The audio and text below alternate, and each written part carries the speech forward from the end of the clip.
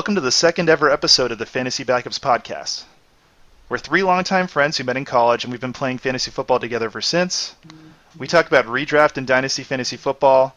We do a ton of research, but we like to take it easy, so this is a very casual podcast where we just have opinions and we want you to hear them. My name's Alex. I'm the host of the show. I make it to the fantasy playoffs every single year in our league of record, but I never seem to win. I'm hoping that this year is the year where that changes. We'll see. But I do a ton of research, and I'm hoping that that'll help you guys, the listeners, be better in your league.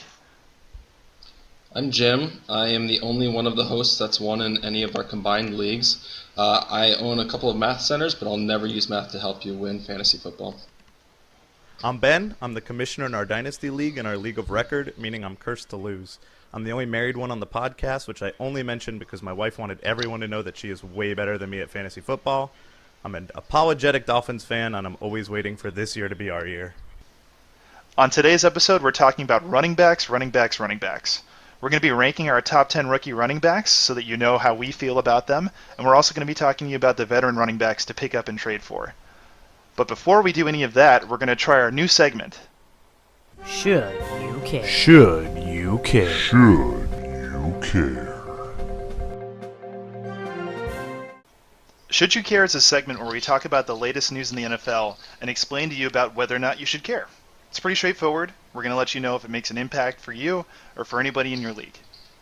Anyways, moving right into that, we're going to start talking about Kareem Hunt, who allegedly punched a man at a resort in Ohio.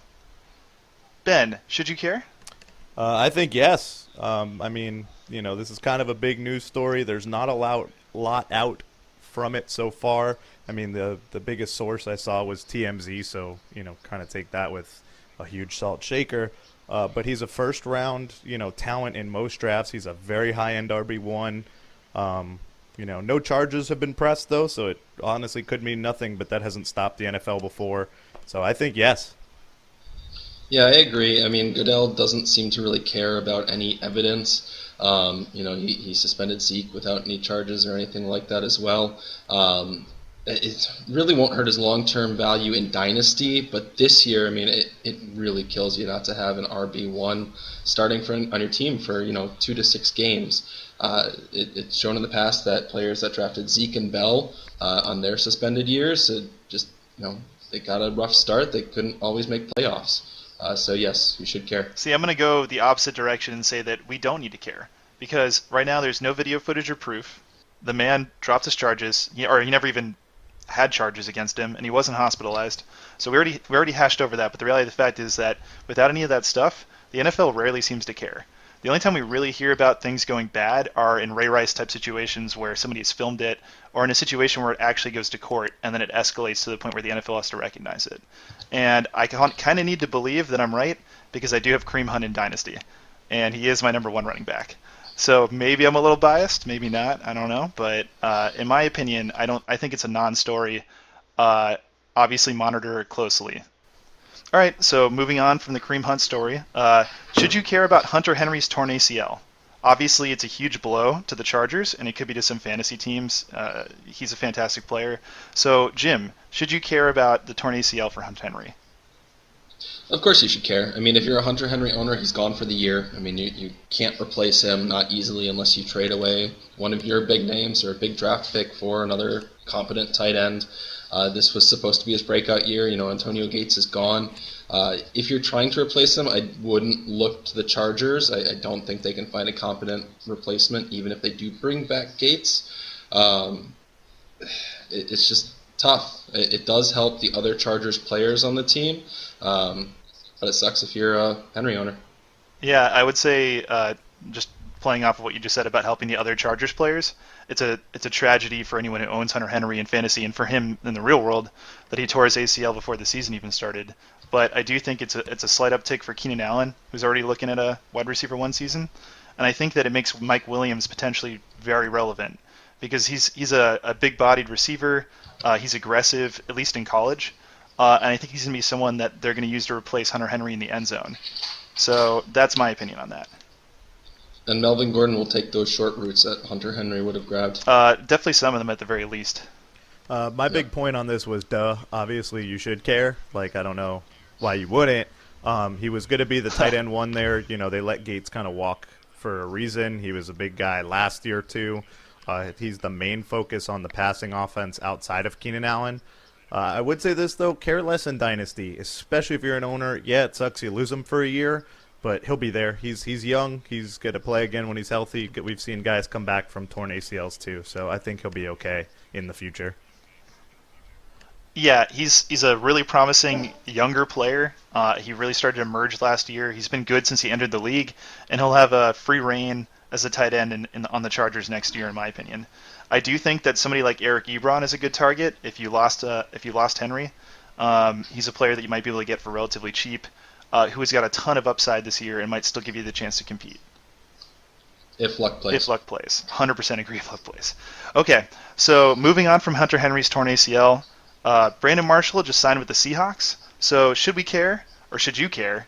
Jim? No, I mean, absolutely not. He may not even make the team. He was bad opposite of Odell Beckham, and he just goes to an offense that has a worse number one receiver. So, no, I mean, even if he makes the team, it's just not going to matter. If he does end up on the 53-man roster, it'll probably be used more as blocking than as an actual receiver. I'm going to hop in there, I think, and say that I completely agree. I don't think you should care about Brandon Marshall individually. I don't think that I thought maybe he would affect Russell Wilson's outlook, but I really don't even know if he's going to make the team. I actually think he might not make the team or be a backup. Even if he does end up starting, I think the only impact he's going to have is potentially taking over some of the Jimmy Graham role in the end zone. What's interesting about him is even though he's a big-bodied receiver who supposedly has great hands, he's never been very efficient in the red zone.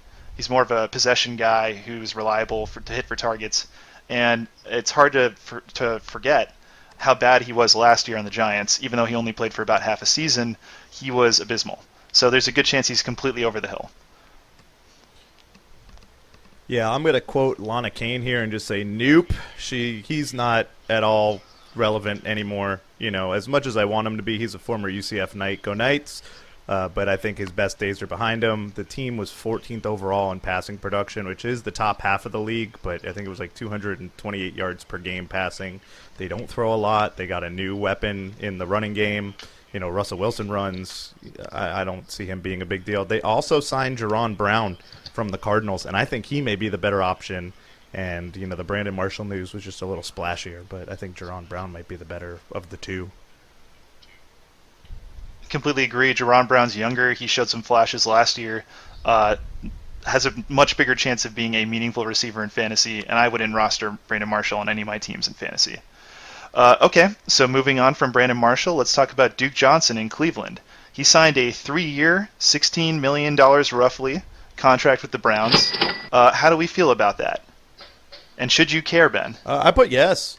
This guy, they're paying him as a starter, which is crazy to me. I know he's not necessarily their starting running back. They did just go out and get Carlos Hyde, too, and drafted Nick Chubb. This is terrible for Nick Chubb. 3 years is a long time. It's not like they just signed him to a 1 or 2 year deal. It's 3 years. They have faith in this guy. He's not old himself. He is a great player. He was kind of on the field with Crowell. And he doesn't only eat targets out of the passing game. He gets kind of credit for that and being more of a PPR monster, but he does get some downs too. He's all over the field for Cleveland. So, yeah, I agree. I mean, you should care if you're an owner of any of the Browns running backs. Of course, if you're a Duke Johnson owner, that kind of gives him some clarity as to what he's going to be doing the next few years. If you're a Nick Chubb owner, you don't like it. I mean, it means Nick Chubb is a 2-down back. For the foreseeable future. And if you're a Carlos Hyde owner, that means, hey, Carlos Hyde is gone next year more than likely. So hopefully he lands in a good spot, but, it's an uncertain future for Hyde. You guys covered everything I would have said. I think that if you're a Chubb owner with a Chubb, that it's going to go away. And yes, I just made that pun. There it is. The reality of the fact is he's probably going to stay a 2-down back next year. I do think Carlos Hyde is gone, like you said. So now that we've covered all of the things for Should You Know, and you guys are up to date with the current news in the NFL, we have the veteran running backs to target.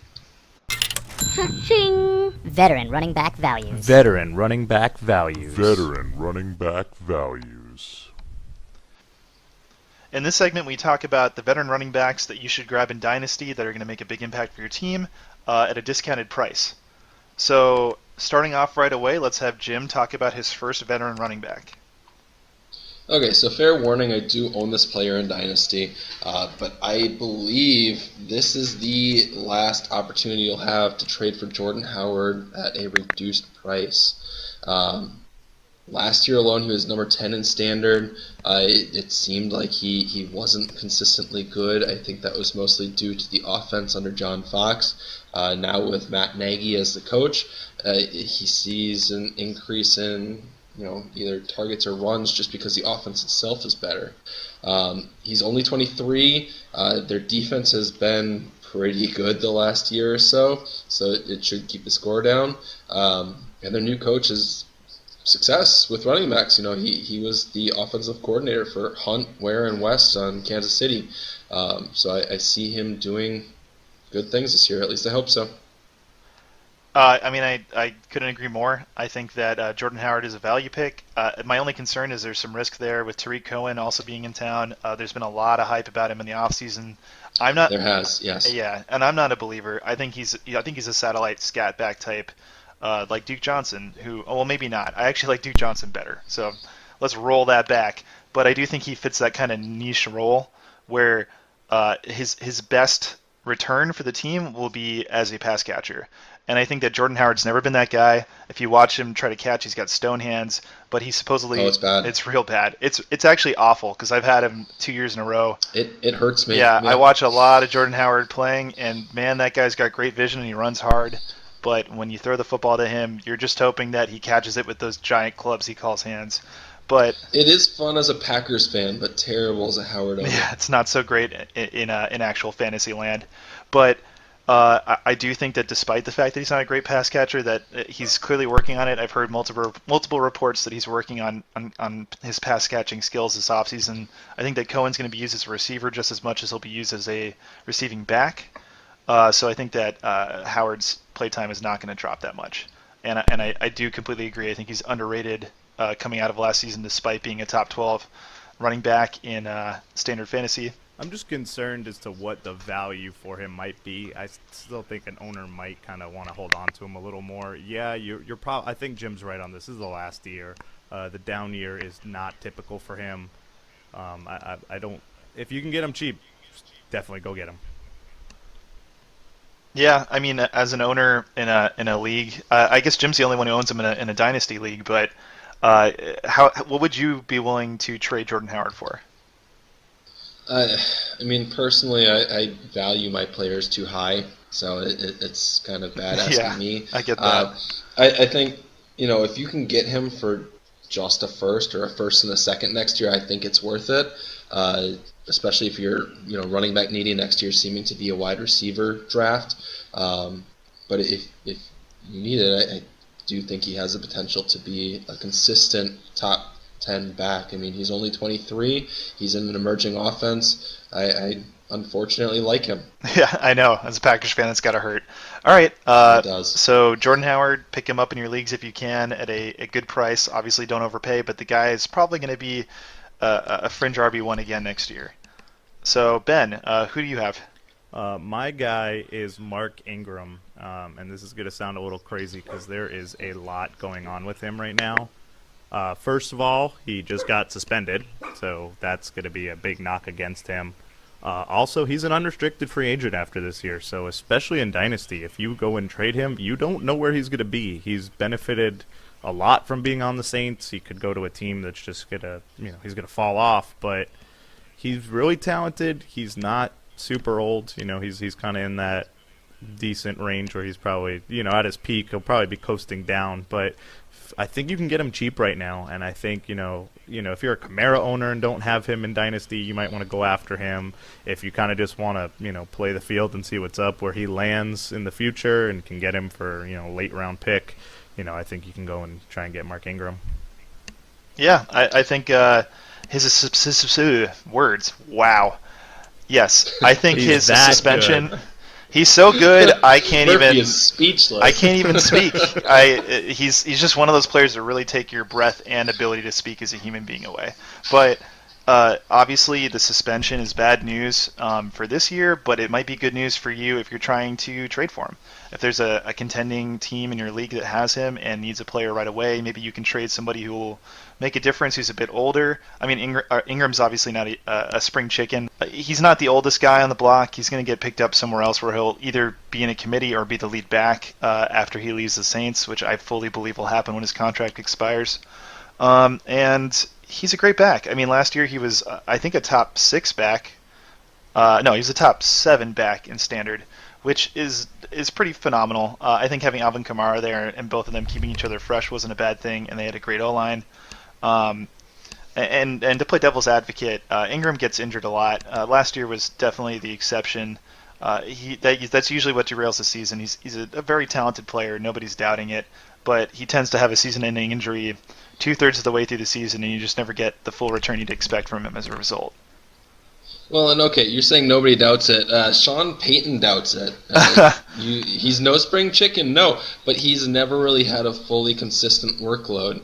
So that's helpful as long as he doesn't keep the performing-enhancing drugs flowing, I guess.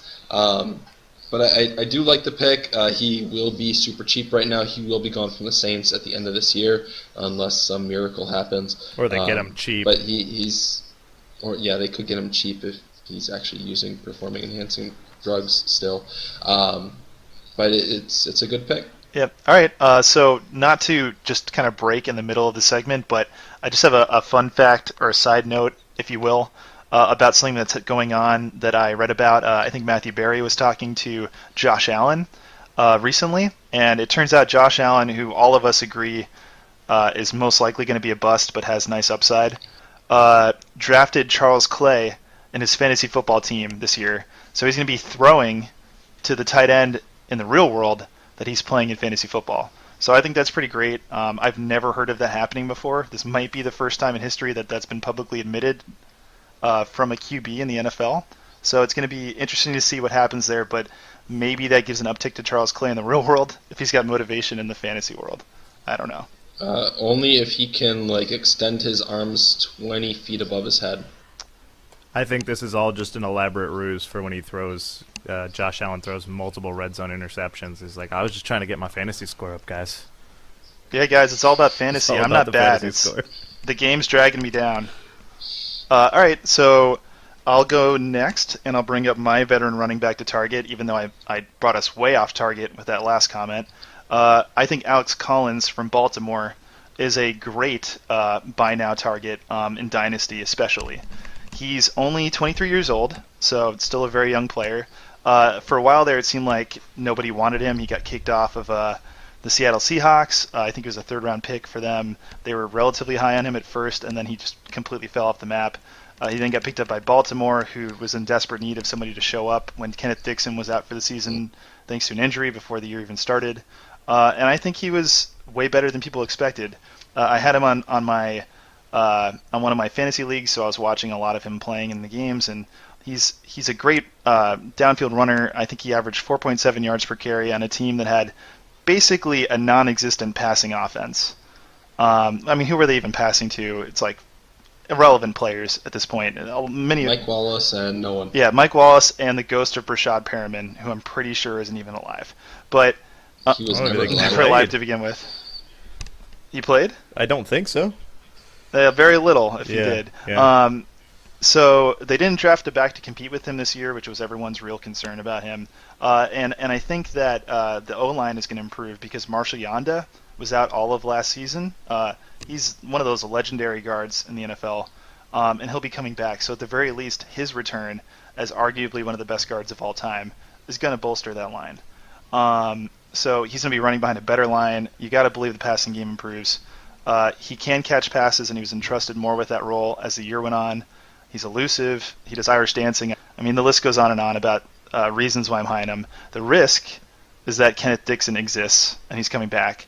And this is a guy that they haven't gotten rid of yet, despite being suspended for PEDs and being injured for an entire year shortly after being drafted.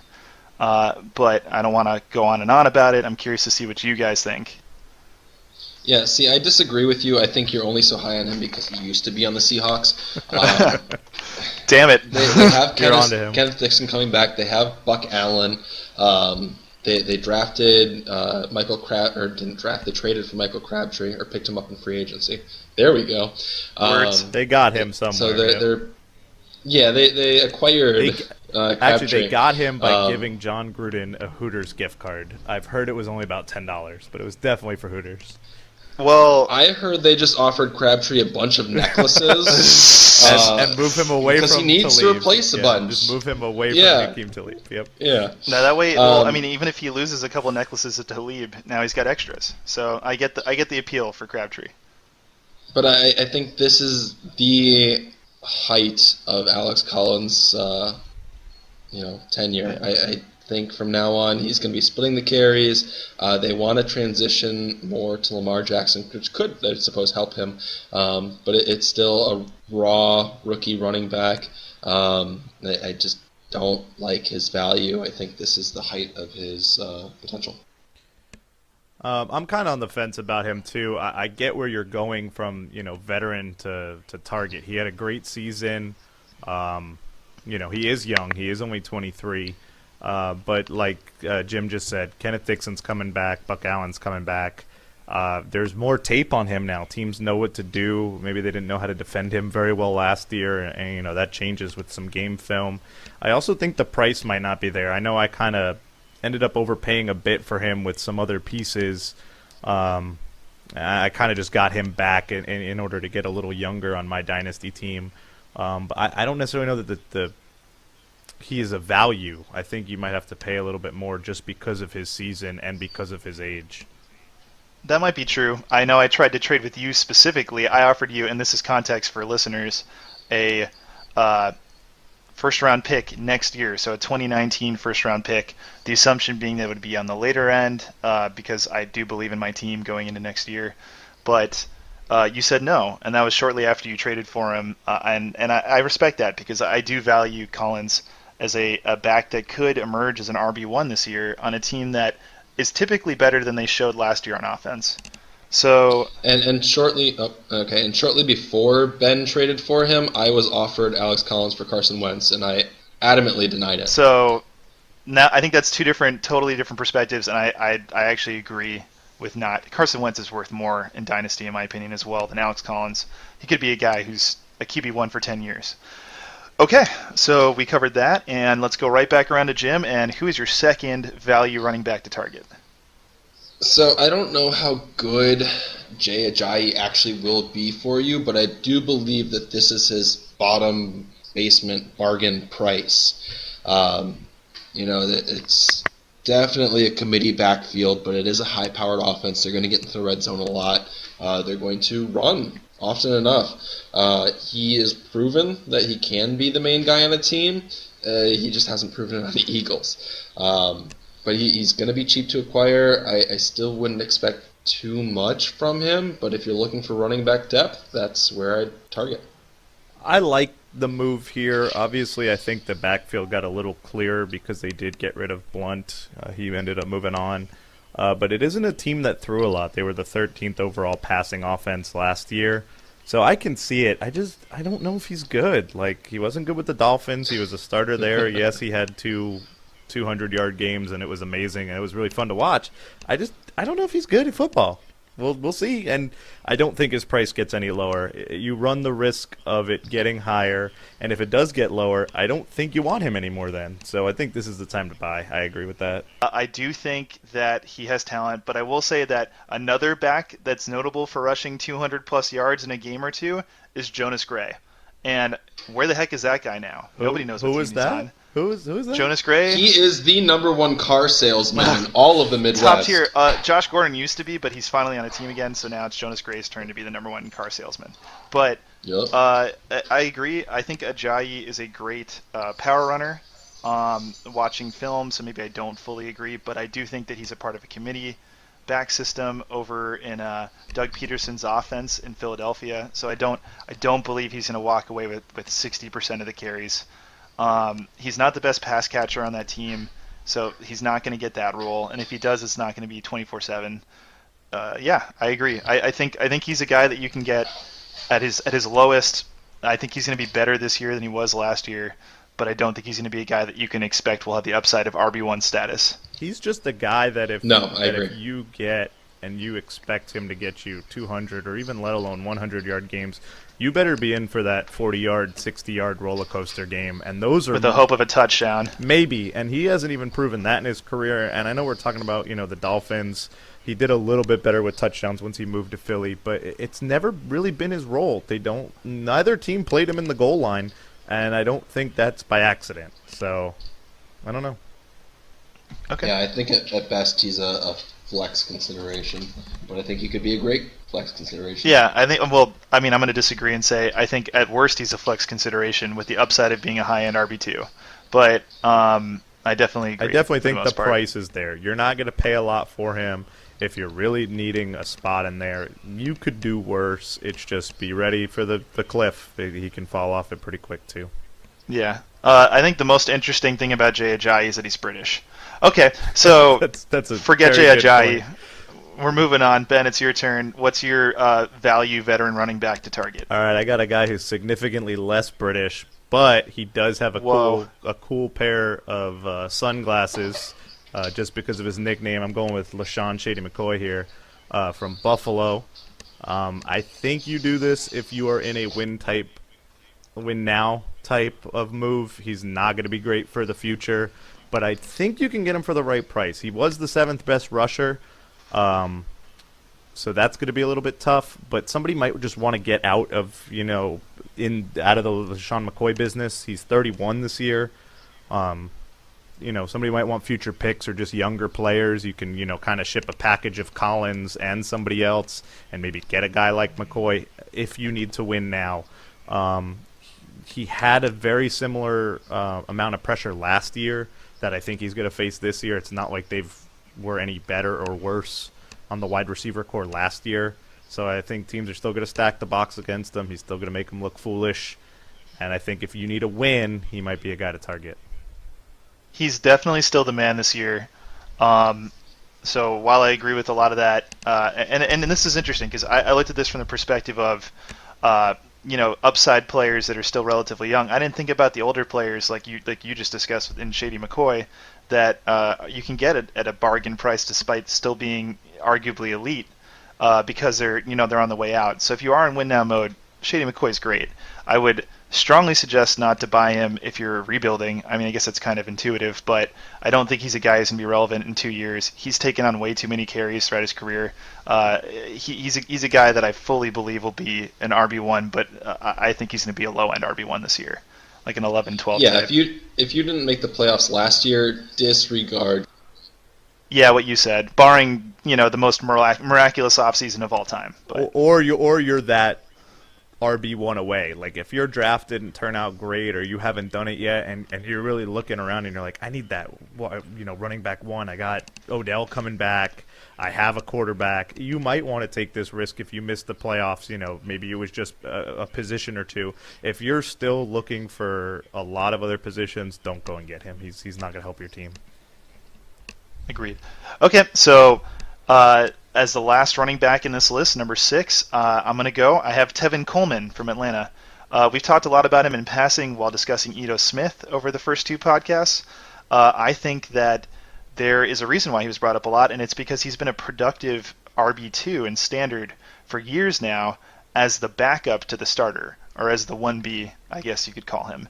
But Atlanta's offense is dynamic. He's really proven that he can be a great pass catcher.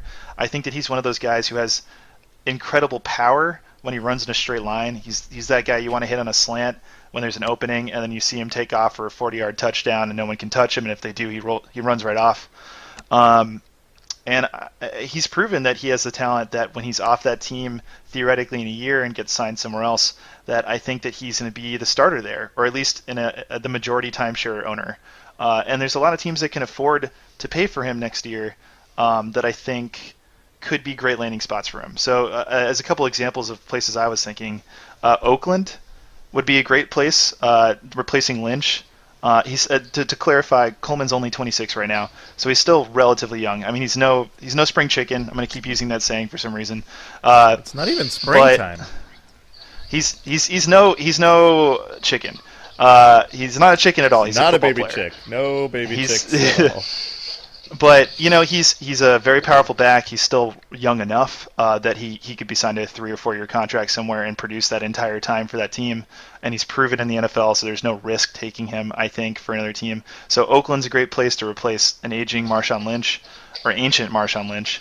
The Jets have a ton of cap space on a team with a lot of growing potential on offense, so they could definitely afford to overpay him if it was necessary, and might be looking for him. And then Buffalo.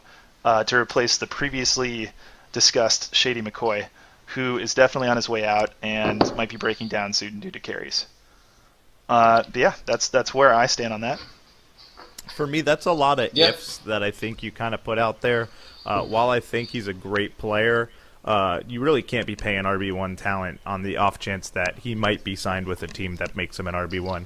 He could very much go to like another team to use him in the same role he's in now and just pay him more money.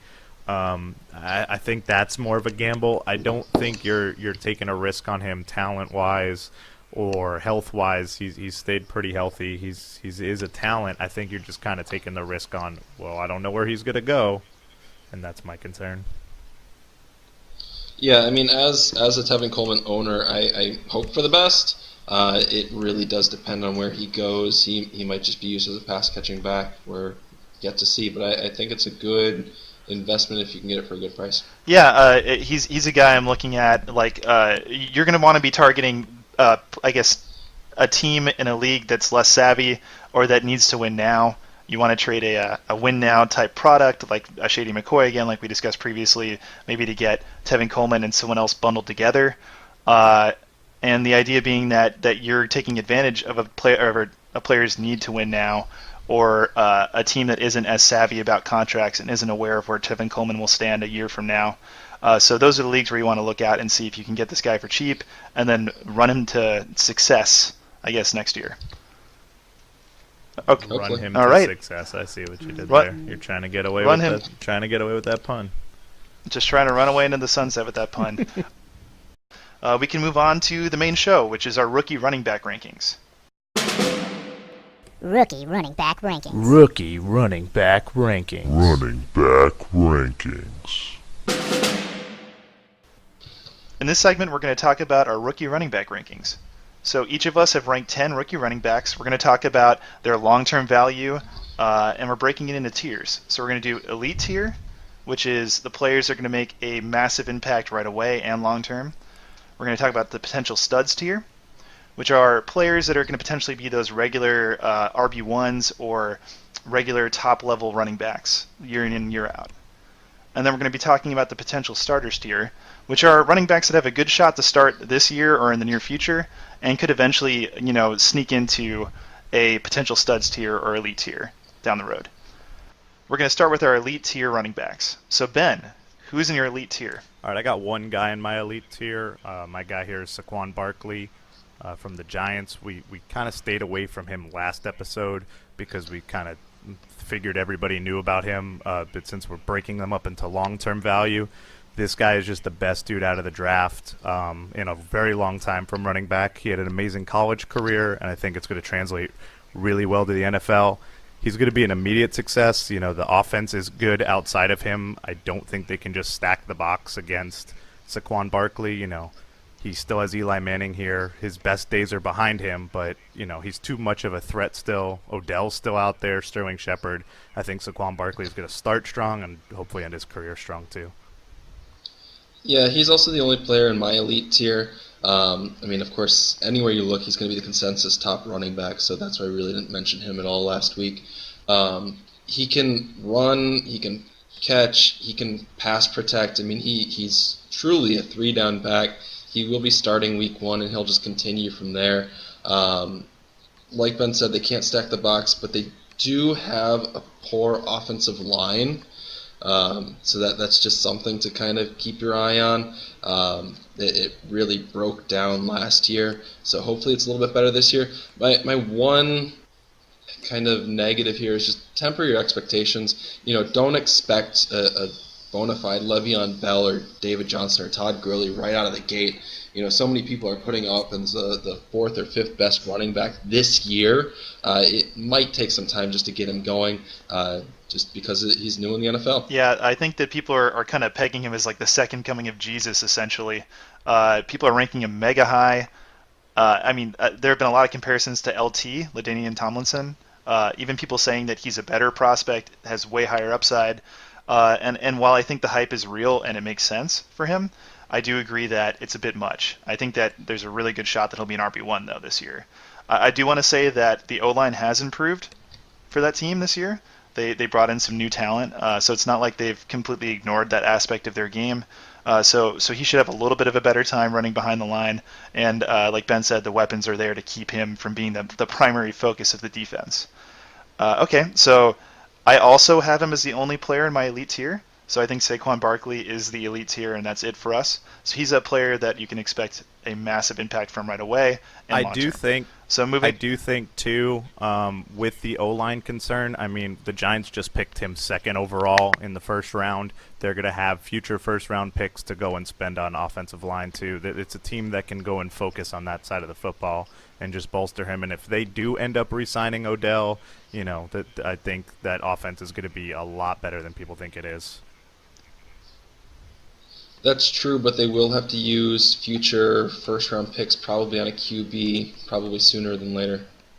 Yeah, QB play is going to make a difference, and Eli Manning has been less than stellar recently, but the receivers he has to throw to will probably keep them competitive regardless. I just agree real quick with that last point on free agency. We've seen a lot of big names kind of jump around more so than any other point in NFL history, I think, like kind of just with big franchise names jumping around this much. We had 4 or 5 big names signed this year. It's possible the Giants do that too. They have a lot of money. It's a big market. If they keep the salary cap in order, they should be able to, pick any guy they want. It's hard to sell. It's not hard to sell somebody on going to New York. Yeah, it's a big market. All right, so let's talk about the potential studs tier. So this is still players that you think are going to be RB1s or consistently floating around that RB1 range from year to year. So going right into it, Ben, are you ready to talk about your list of potential studs? Maybe just go down the line and then describe the first player on it. Okay, I'm gonna make you really happy with this one, Murphy. My first one on here, even though I kind of ranked him a little differently on my own draft board, but for the longest term value, I really like Rashad Penny. He was my first guy in this tier here. Darius Geis I had as my second guy from Washington. Ronald Jones in Tampa. Nick Chubb in Cleveland, although, we just kind of talked about the news there that might actually kind of knock him down a bit. Kerryon Johnson from Detroit, and then Sony Michel in New England. All right. So that's a big gamut of players. That's a docket, whatever word you want to use for a list of players. I do think that all those have merit. I definitely don't agree with you on the list. Jim, what do you think based on listening to that? Yeah, my potential studs are much smaller. I really don't see that many players succeeding to the point where I'd call them studs. I just see studs as, a potential RB1 for the year, and I definitely don't see those players maintaining that status year in, year out. My potential studs are Darius Geis. I have him ranked second. I just see him as, the type of back that could really prove to be useful immediately, or of course in the future if they got rid of Chris Thompson. I then have Rashard Penny. I do think that he could be good, especially since he's essentially the only one in Seattle. I have Sony Michel, then Ronald Jones and Nick Chubb rounding out my potential studs. See, both of you guys have a bigger list than I do. I only have 1, 2, 3, 4 players in mind. So while I agree with a lot of the same players, I really don't think a lot of them are going to be feature RB1s. It just doesn't quite add up, just because year in and year out we can't be replacing the list of studs at that level. So in my opinion, the players that really show that promise are Rashad Penny. We've talked about him plenty, but I'll go into a little bit of detail later. Darius Geis. I really struggled between Geis and Penny as my 2 and 3, but I ended up going with Penny as 2. Nick Chubb at 4, and then Sony Michel at 5. So I think all these players have the upside of potentially being, year in and year out RB1s, but I also think that they all have major negatives as well. So going right into it, I think two of us had Rashad Penny ranked as the number 2. So clearly he's a player that we care a lot about. I'll just kick it right off and do a little bit of detail on him. I know that I've already talked plenty about him in the last podcast, so I'll make it short and sweet, just some new information. I think he's fantastic, and some stats to back it up. He was the number 1 college back in PFF elusive rating system last year. So he was the most elusive college back, and he set a school record for rushing yards last season with a ridiculous 2,248 yards at 7.8 yards per carry. He had a great offensive line in college, but I think that the fact that he was that elusive between the tackles says something about what he can do behind even a bad offensive line in the NFL. So that's really all I have to say. Everything else is kind of stuff we've hashed on before. Does anybody else have any more comments on Rashad Penny? Since I had him as since I had him as number 2 with you, my biggest thing, I agree with you on everything. I think he has a really good young QB with Russell Wilson that's going to help keep people out of the box a bit. Even though we kind of talked about their receiving core not being the best, but you said it right now on the head there. Why he's a potential stud and not just a stud is that offensive line. If it doesn't get better, he's going to just be running into a wall of defenders every time. You can't be a stud doing that. It's not just the offensive line for me, and this is why I actually had him ranked 3. He fits very well into Pete Carroll's system, but Pete Carroll is the oldest coach in the NFL. So I don't know how long he is yet to be, coaching, and I don't know what kind of coach will replace him with. It could be a more defensive-minded or a pass-happy coach. He of course has the long-term QB. He hasn't really been a pass catcher in the past, though.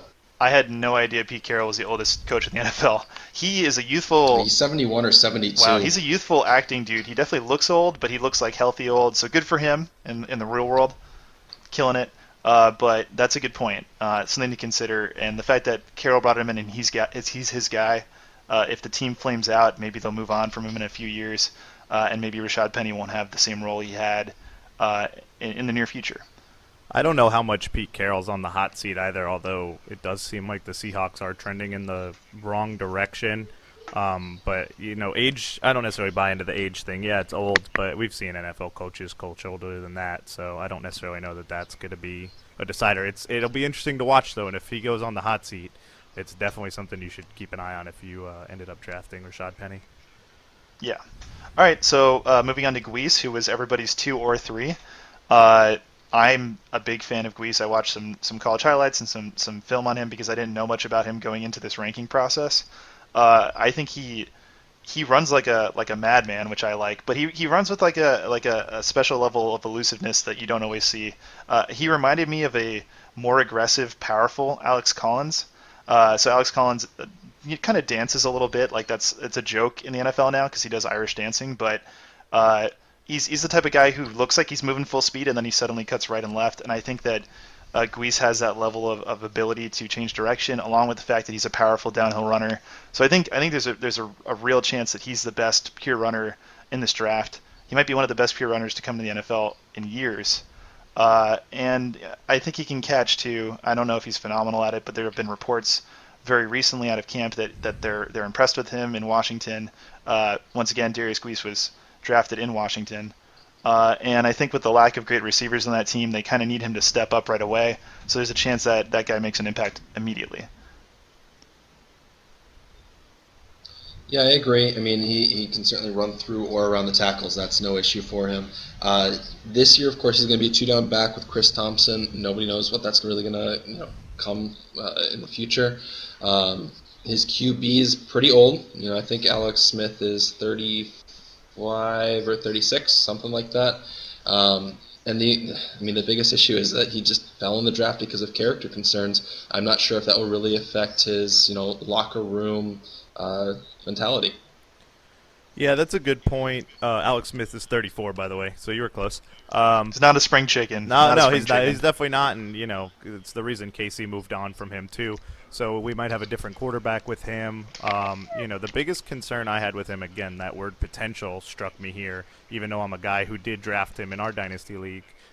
Chris Thompson's still there. You know, he's coming off an injury, but he was such a big part of their offense. It's so hard to ignore him and just say, all right, guys, you're going to be the guy now. Like, he's clearly going to be the first and second down back. They don't like Samaje Perine. They don't like Rob Kelly, and both of those guys thought to be, starters. So this guy should be able to get some work. We'll see how much Chris Thompson really eats into him. Maybe he'll learn the pass catching game and be a 3-down back in the future. That might put him up to that elite level too pretty quickly. I agree about Chris Thompson, but I will say that he's super injury prone. I think he's been knocked out of 3 or 4 NFL seasons in a row now, probably since he started in the league. I'm not entirely sure about that fact, but I don't think he's played a full NFL season yet. So while you never want to bank on somebody getting injured because it's A, messed up, and B, something you can't really rely on, I think there's a real shot that Thompson goes down as a smaller, slenderer back at some point this year, and then we get to see I almost said Nick Chubb. We get to see Darius Guice unleashed as a 3-down back. So that's my opinion. Yeah, their coach Gruden has actually said that he wants to limit Chris Thompson's touches. Not to interrupt. Because he is injury prone. I heard Grudon and thought Pokemon. It's okay, though. It's definitely Pokemon. I meant to say Gruden. I got Pokemon on the brain. Grudon!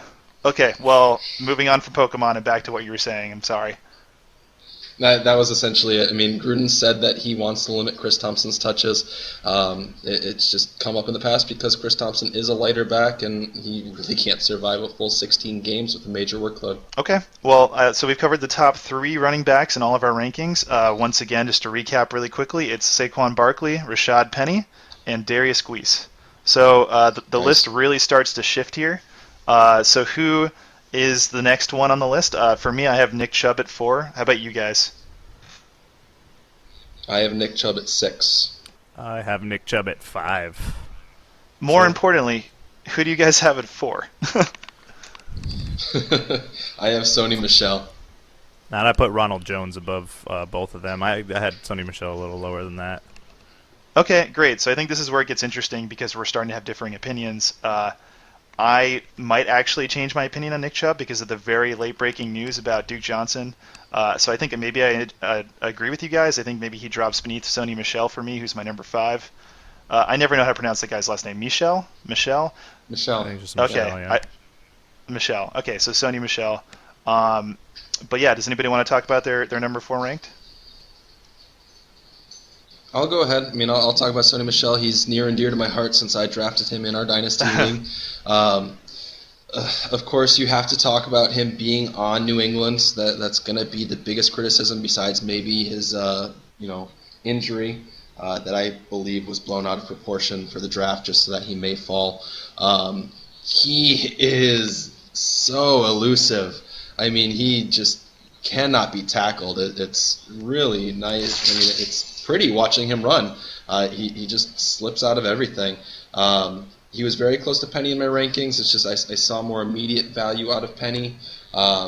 He's not necessarily known for catching, but with Bill Belichick as a coach, I really believe that he could become that type of back. That's just kind of how Bill Belichick likes to work. He does have a short-term QB, which is of course a knock on him. His coach is kind of old, and of course he had a fumbling problem in college. But it's the first time in 12 years that Bill Belichick drafted a rookie running back in the first round. So if he believes in him, so do I. So as a Dolphins fan, it pains me to say this, but short term is a relative statement for Tom Brady. He says he wants to play till he's 45, so there's a chance that during the prime years of Sony Michel's career, Tom Brady might still actually be there if he doesn't fall off the wagon physically. I think we've been saying Tom Brady's been a short-term quarterback since he was a rookie. So I don't see it happening anytime soon. I mean, I want to believe that he's going to fall off the wagon. There's a real chance that he pulls a Peyton Manning in the near future, but I don't want to bet on it. It was one of my bullet points too that Tom Brady might be gone in a year or two, and that's going to affect everything about that offense if it happens. But I largely agree with you. I do think that Sony Michel is going to be filling the Dion Lewis role, who's moved on to another team this year. He's over in Tennessee, and but my concern is that Burkhead is still there. And, he's a very competent running back. He proved the last year that he has a very similar and effective skill set to Sony Michel, where he's an explosive back that has great hands. I've heard, not necessarily conflicting with Jim, but on top of what he said, I've heard that Sony Michel is known for being a good pass catcher. So I think that he has that skill set, even if he wasn't used doing it all the time in college. He is somebody who can do it. So that's pretty much my take on him. I think that he has anywhere from the upside of an RB1 to the downside of being irrelevant in 2 years because of fumble issues, knowing the Pats. So, well, and another thing. Go no, ahead. that's it. I'm done. Okay. I mean, another thing about him, too, comparing him to Deion Lewis, he is 3 inches taller and 20 pounds heavier than Deion Lewis, so he may be used more in the red zone than Lewis was just because he does have that, structure to him. I'm certainly hoping so, but I guess time will tell. So he's big boy Deion Lewis. Got it. Hopefully. Boy, B-O-I, boy. Of course. All right, so I had Sonny Michel ranked 7th for me. I still had him in this potential studs range because his talent's just too good, but I have 4 words, and I'm going to leave it at that. New England running backs. Yeah, I think that really says it all. They're notorious in fantasy football. Everyone knows that whoever's the starter in any given year might be irrelevant, halfway through the season. Yep. We saw it last year with their rushing running back. The name Mike Gillislee, yeah. Gillislee, yes. Gillislee went from being the hottest new commodity in fantasy football to being a guy that you pretty much had to drop by the end of the season. So there's always that risk. I agree. I do think that first-round draft pick could make a difference. All right, so we've talked plenty about Sonny Michel. We talked a little bit about Nick Chubb before any of this when we were discussing the Duke Johnson news. Nick Chubb's right around there for all of us. I do think he takes a hit, like I said before. Does anybody want to get rolling with that? I definitely liked him more going before that news struck where they really just want to hang on to Duke Johnson.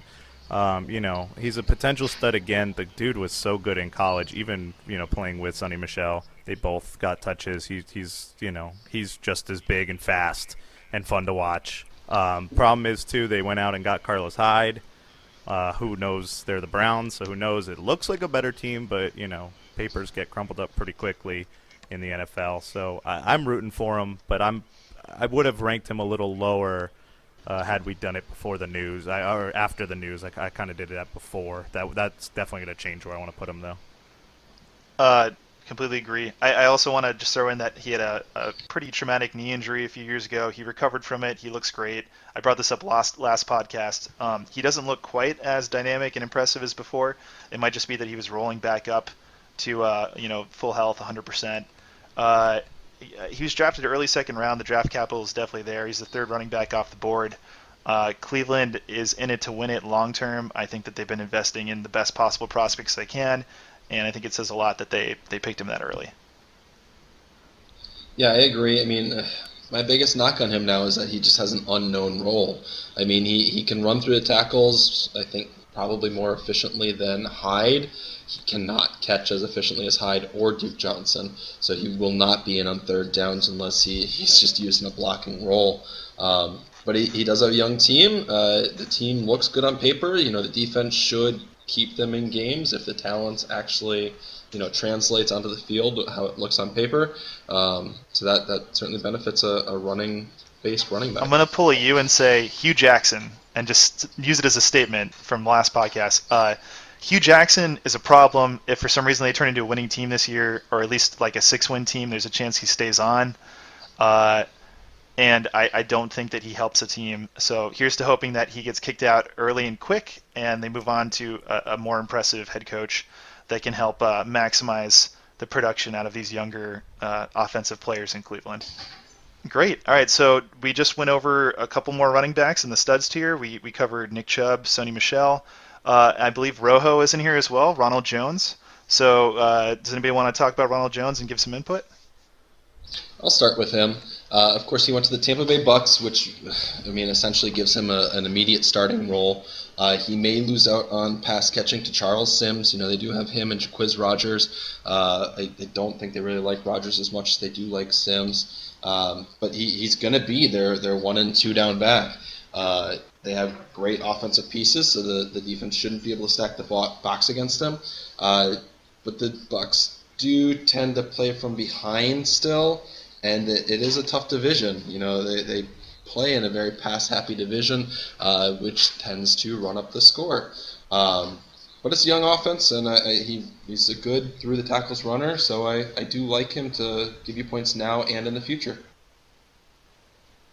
I got to agree on that, too. I think it was a good spot for him, just landing-wise, because he's poised to be a starter. The offense has used lesser running back talent. They made Doug Martin do pretty, he did a couple of years. I don't know if that was his talent or just the team, because, he's had some down years, too. It does kind of scare me that they're going to be playing from behind. They're not going to be running the football a lot. That's going to definitely take away from him. But, maybe they figure out the other side of the ball, and that dude's back up to the top level of studs instead of a potential.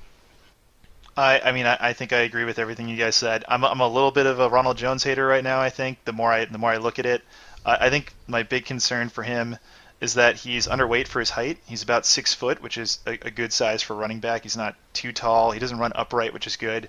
But his frame. Yeah, I think he's 190 pounds. I think was the weight that I saw him at. He's about 15 pounds lighter than Alvin Kamara was when he entered the league, and I think I've been hearing a lot of comparisons, or people are looking for him to be the next Alvin Kamara type elusive breakout back that kind of goes early in fantasy drafts, but not like top 3 or 4. I don't think he's going to be that player. I think Kamara was special because he has that size at that height, and he was that elusive back. And I think that Ronald Jones long term could be great if he can put on the pounds with some muscle. And I think that the team needs him to perform because losing Doug Martin's a big deal, and they really don't have a stud behind him or anyone that's going to be a long-term starter. So does anybody have any players left in the potential studs tier? Yeah, I think I had one more that you didn't mention. It's a guy that really interested me. He was really good in college, too, is Kerryon Johnson out of Detroit. Really good at Auburn. I think he just has the talent, but the thing that scares me the most is Detroit.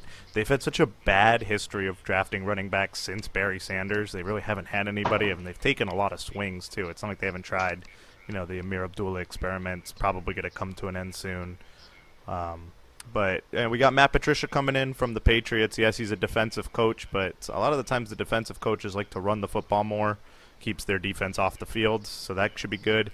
They have a franchise QB. They have a ton of other weapons on offense. I think he could be good. They were second to last in rushing attempts last year, so that kind of concerns me. But again, we'll see what Matt Patricia does.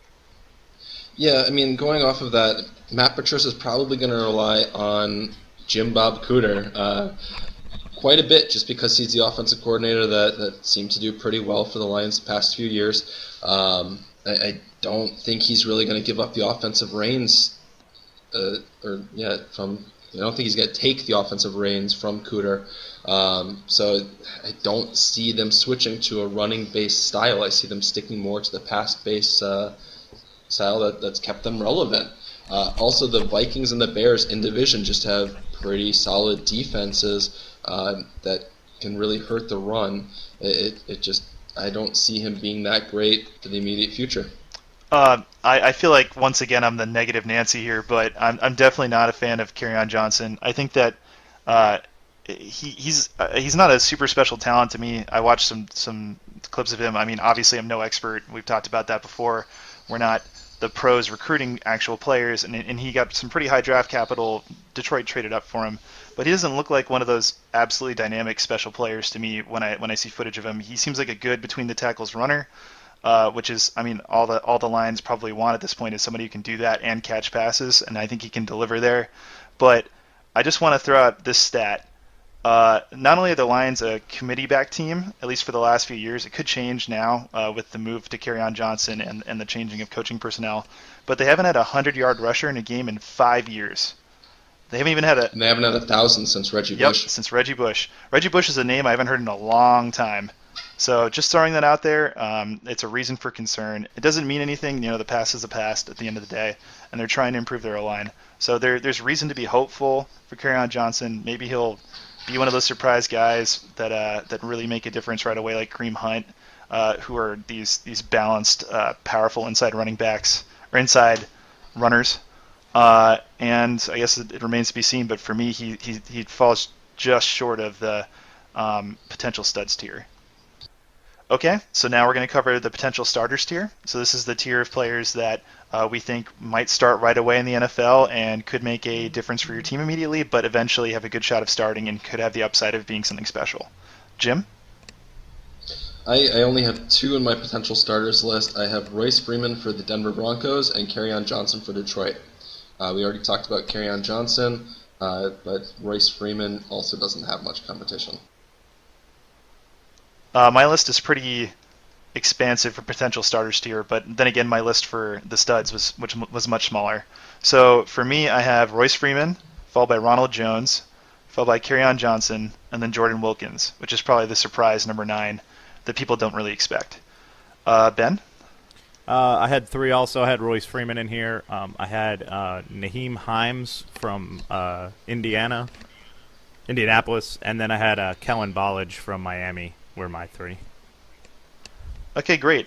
So starting off for me, Royce Freeman. I have reason to believe that Royce Freeman could be something more than this, but I watched a lot of his footage, and I think that he's just one of those backs that's good at everything, but not amazing at anything. So he's not that guy that you bring in as that elite pass catching back like Duke Johnson, who we just talked about earlier, or that elite inside runner like Guice. But he can do all 3 aspects that matter.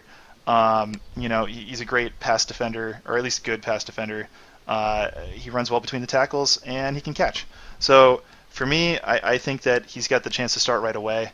I don't think that Booker is going to make a difference, who's on the team as well in Denver. And I don't think that D'Angelo Henderson is going to make a difference either. I think both of those guys are going to fall to the wayside, with maybe Booker being the third down back for the first part of the season until Freeman kind of settles into his role. I think that there's a lot of upside potential there because C.J. Anderson just eclipsed 1,000 yards in that team in a really down year. And if Freeman comes in and plays at a similar level and on a team that stays more in the game and gives them more opportunities to rush instead of having to pass, that there's that chance to not only eclipse 1,000 yards, but maybe have a 10-touchdown type season. Yeah, I mean, I agree. They have 3 potential wide receivers that could be great. Had an improved QB to last year. I don't have that much faith in Case Keenum, but he is going to be better than their QB carousel last year. Wouldn't be hard. No, it wouldn't be at all.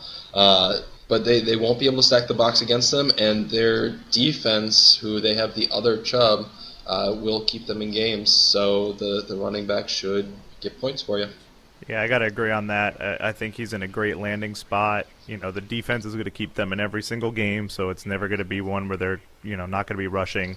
Him as a talent, he rushed for over 1,000 yards in all but 1 year in college. And if you went to a bowl game, he probably would have got it. I think he was just at like 900 or so. So he's proven he can do it. The problem for me is Oregon, as a college, hasn't really had a great track record of running backs to come out since Jonathan Stewart. They've all been guys like, oh, that's going to be the guy. That's going to be the starter. And, I mean, LeGarrette Blount came from there too. They do have talent. It's just for fantasy, is that guy going to be an RB1? I think the jury's out on that. It's hard to know if they're a product of their system or not because they're so productive with the running backs. So I definitely agree there. And then the devil's advocate to my initial statements about how much upside there was for him and just the general fact that he's good at everything is the fact that he was a high volume back in college. And I think that could negatively affect him in the NFL just because of the number of carries and the wear and tear in his body from before he was even in the NFL. All right. So maybe moving on to another player. We've already talked about Ronald Jones, who's my number 7 back and in the potential starters tier.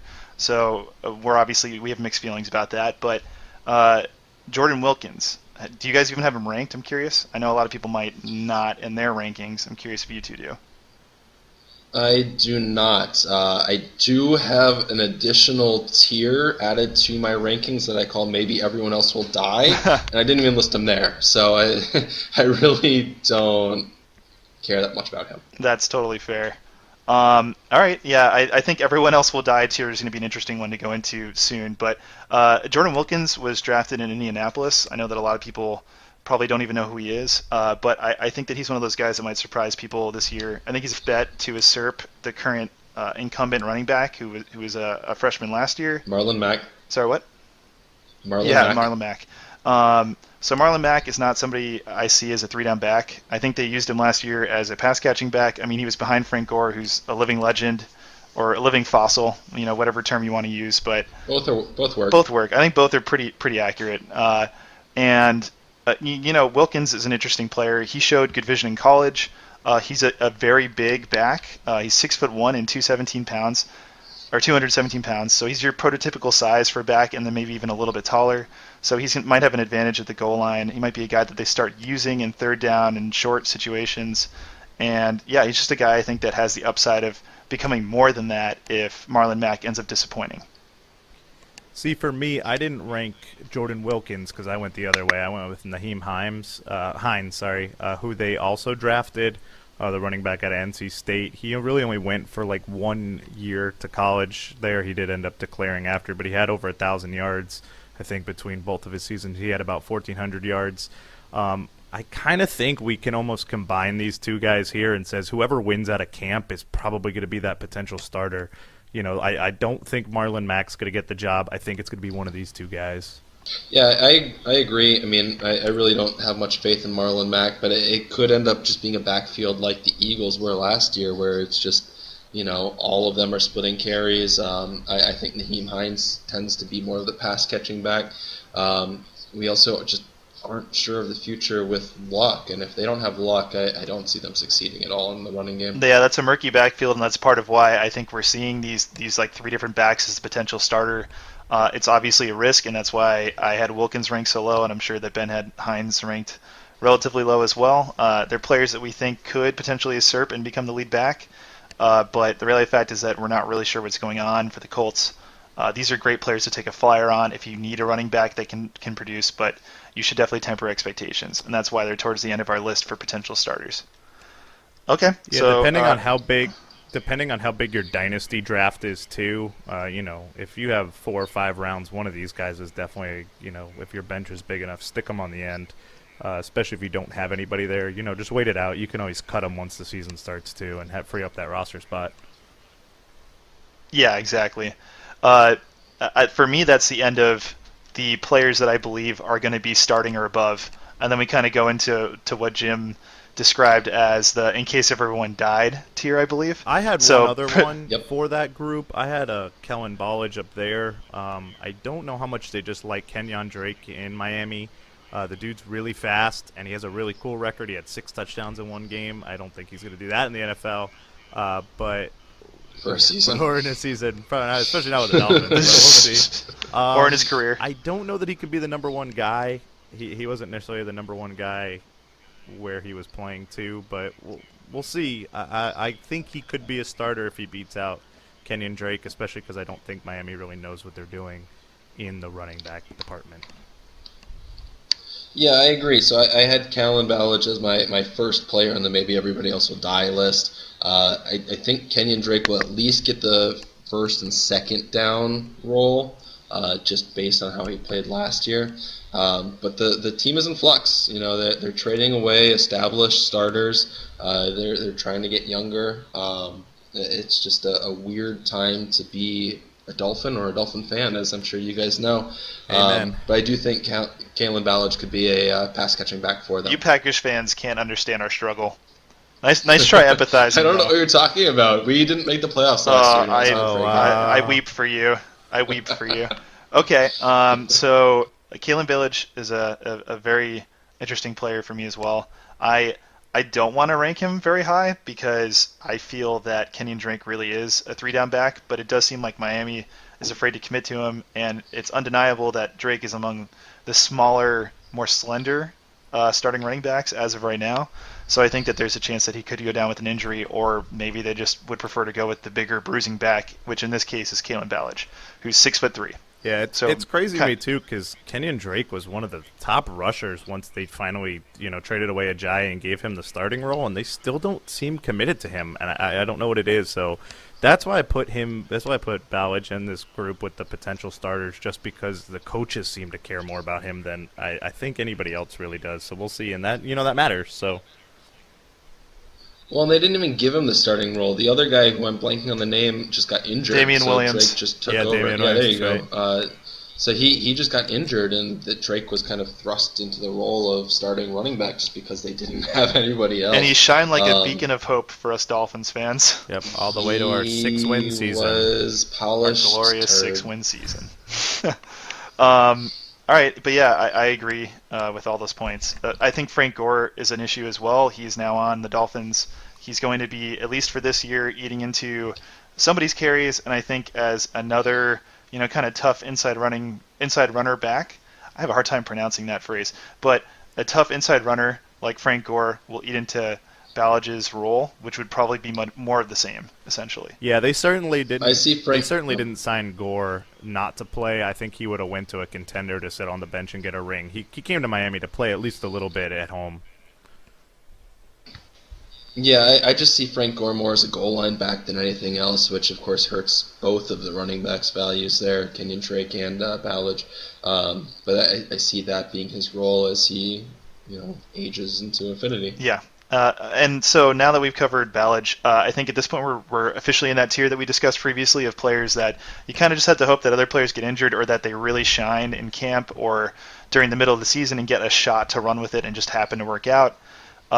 So for me, the top person in that list, even above Ballage, in my opinion, is Ito Smith in Atlanta. We talked about him plenty.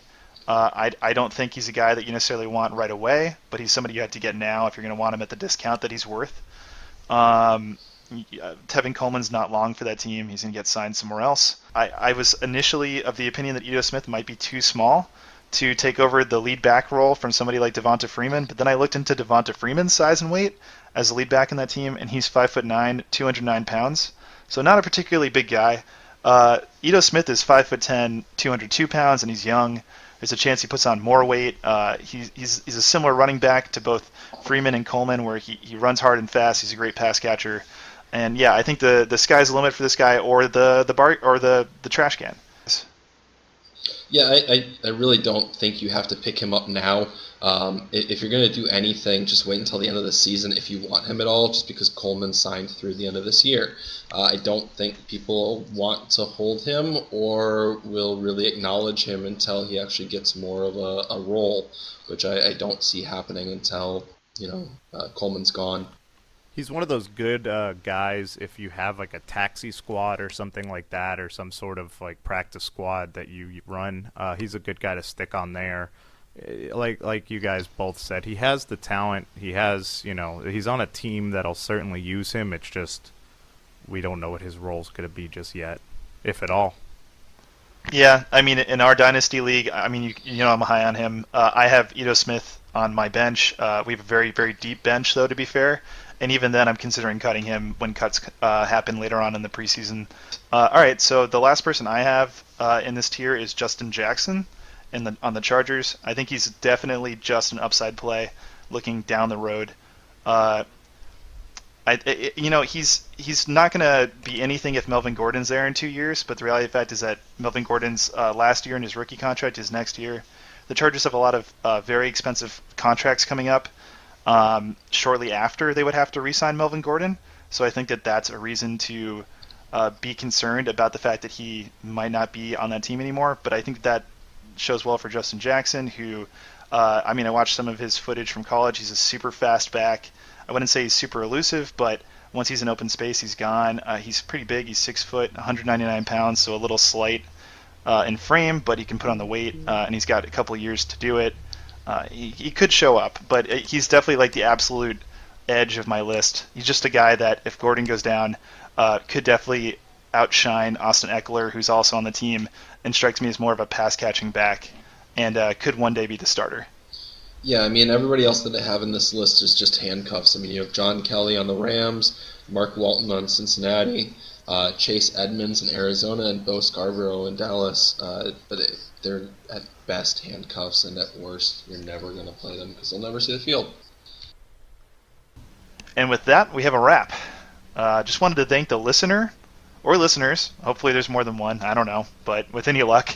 I'd prefer more than one. I think we'd do better with that. Yeah, ideally we have more than one listener, but, beggars can't be choosers. Hopefully people are enjoying what we got.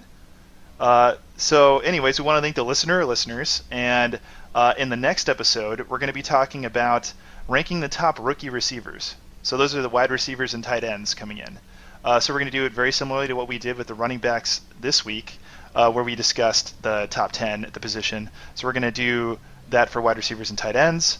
and then we're going to be talking about high-value veteran receivers to target, which is also very similar to the section we did with veteran receiver or running backs. Some exciting new news. We have a website now. If you go to tinyurl.com/thefantasybackups, you can check out all of our new podcasts, other new news that we have, and just generally information about the Fantasy Backups. You can also find us on Facebook at the Fantasy Backups Podcast. Go ahead and give us a search. You can also find us on Twitter at Fantasy Backups. And that's a wrap on this episode of the Fantasy Backups Podcast, where we guarantee you at least a last place finish. Have a good day.